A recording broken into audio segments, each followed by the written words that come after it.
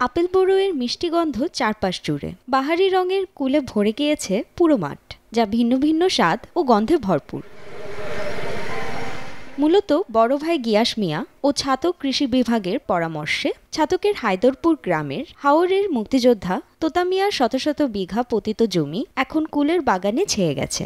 ৩ বছর আগে গ্রামের মানুষের কর্মসংস্থানের জন্য কোটি টাকা ব্যয়ে এই বাগান তৈরি করেন তিনি। ওনার অনেক দিন থেকে একটা স্বপ্ন যে আমার এলাকার গরিব দুঃখী আছে এবং অসহায় মানুষ আছে, ওরা বিভিন্ন জায়গায় গিয়ে কাজ করে, কিভাবে এই জায়গাটার একটা কিছু খইরা হারিয়ে আমরা এখানে তাদেরকে জীবিকা নির্ভর করা যায়।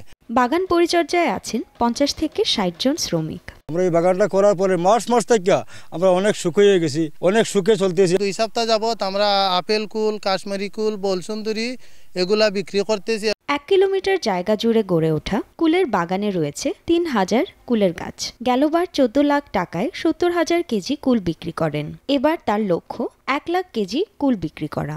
উদ্যোক্তা হিসেবে এখানে ওনার উৎপাদনের পাশাপাশি এলাকার গ্রামের লোকজনের কর্মসংস্থান হচ্ছে। আমাদের কৃষি সম্প্রসারণ অধিদপ্তরের পক্ষ থেকে ওনাকে আমরা সার্বিকভাবে আমাদের বিভাগ থেকে যতটুকু সহযোগিতা দরকার আমরা ওনাকে সহযোগিতা করব। প্রতি কেজি কুল খুচরা ১২০ টাকা ও পাইকারি ১০০ টাকা দরে বিক্রি হচ্ছে। এর মধ্যে সবচেয়ে বেশি বিক্রি হচ্ছে সুন্দরী জাতের কুল, যা খেতে সুমিষ্ট ও স্বাদগন্ধে অতুলনীয়।